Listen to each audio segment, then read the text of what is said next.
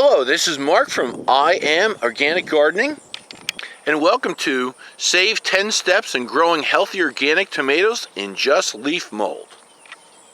What we're looking at now is a row of tomatoes that starts on your right hand side and goes all the way to your left. And in front of us we have some cover crop of yellow mustard. This is not the mustard that you eat. This is purely a cover crop to produce a deep taproot to break up the subsoil, and also to bring in beneficial insects for my tomatoes with that beautiful yellow flower. This is the front of the tomato patch, and you can see how much mustard I have planted in front. And I have about the same amount planted behind the tomato row also. We're looking right down the middle of the tomato row. The row is about 120 feet long, and it has 45 plants in it. In the front, the tomato variety is called New Girl, and that's the first 15 plants, and the other 30 plants are called Big Beef, and they're both indeterminates. Everything is grown on a 50-inch tall cattle panel, and you can see the first stake with the kind of a pale yellow top there.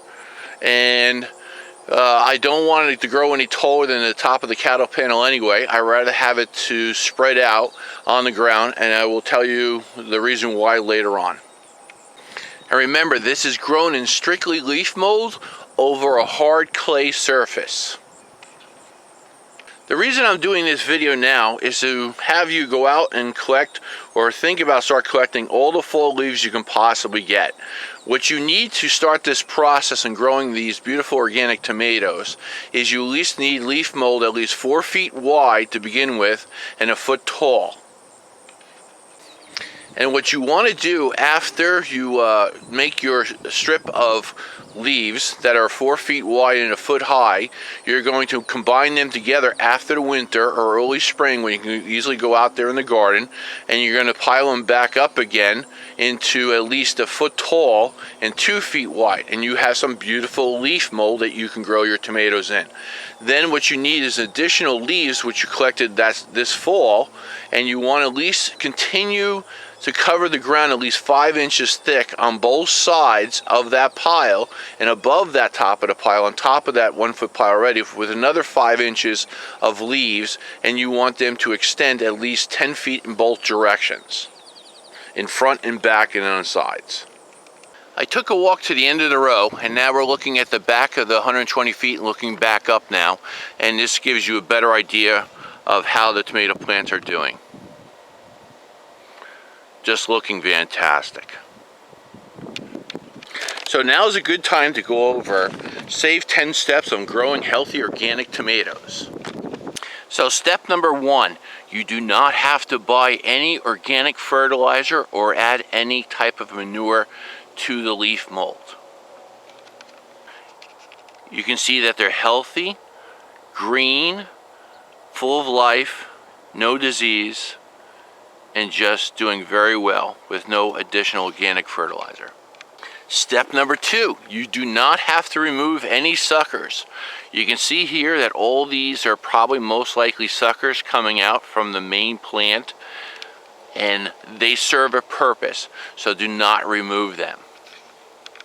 The reason you do not remove suckers is for the simple fact is they grow tomatoes. You will get more tomatoes off your plants with the suckers on. I know a lot of people remove them to train them to a trellis or to a single pole, and I understand that, but when you have an open area like this, you will yield more tomatoes if you leave the suckers on. Step 3, you don't have to worry about the tomatoes cracking as much when you leave the suckers on. Because with all this extra foliage, you're taking all that excess moisture that's around and in the ground and everywhere else too, and allowing it to evaporate very quickly because you have more foliage. The more foliage you have, the quicker the plant can evaporate that water instead of cracking those tomatoes.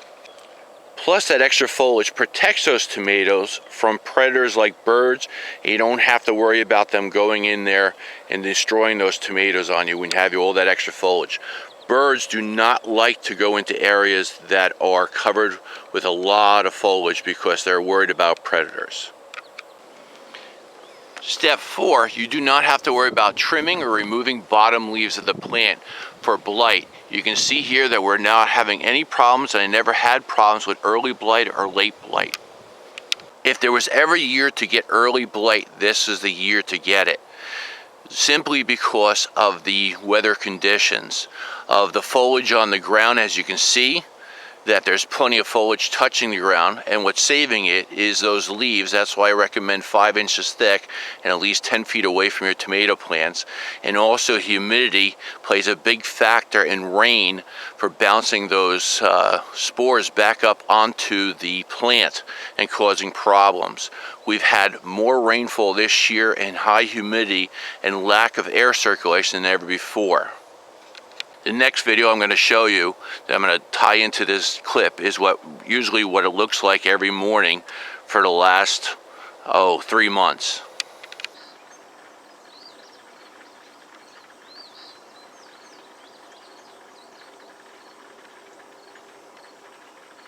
The next clip I'm going to show you what it looked like this morning, and I happened to catch some of my friends out in the field fooling around and running around. And you can see here, I took the picture from the back of the house, and you can see those magenta color hibiscus flowering, and you can see it was just this morning.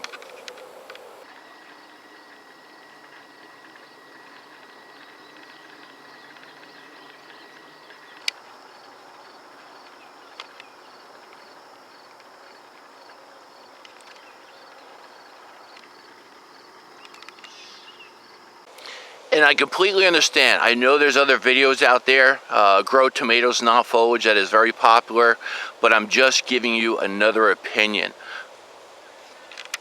In my situation, I get better production, which means I get more pounds per plant if I leave everything alone. Step 5, I don't have to worry about spraying any compost tea or anything to reduce bug pressure, or anything to take away blight.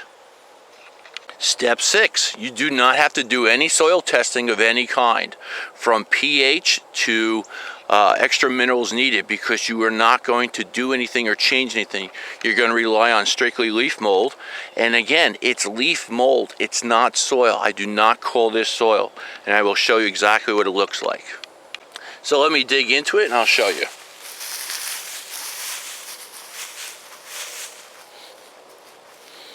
This is just leaf mold, that's all it is, and there's even pine needles in there.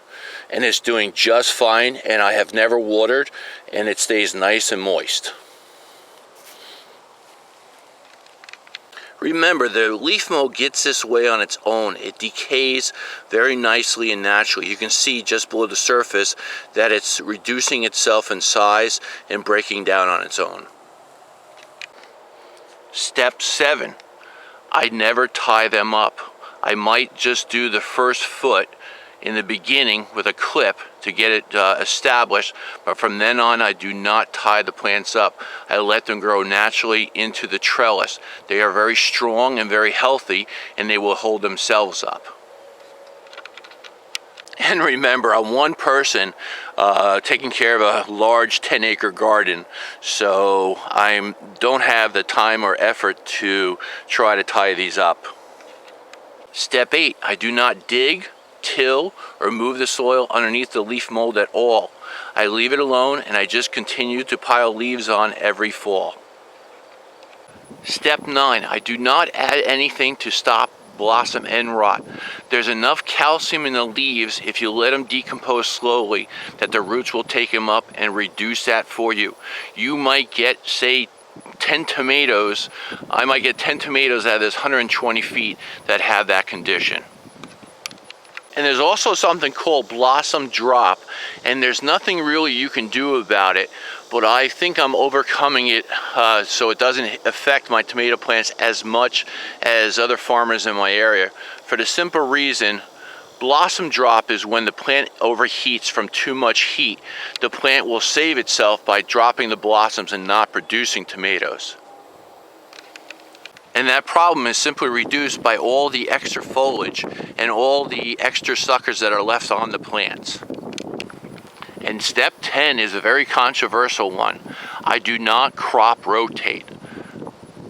These tomatoes have been here This is the second year growing in exactly the same spot. And I'll show you another field where the tomatoes have been there for 5 years now in the same spot. And here you can see the same type of tomato plants that have been growing in this area in the same spot for the last 5 years. And what's in front of you is the white flowers buckwheat. And what also does well is cherry tomato plants. We have an old-fashioned heirloom variety called yellow pear tomato, and you can see how well that's doing too in leaf mold. And this is what they look like.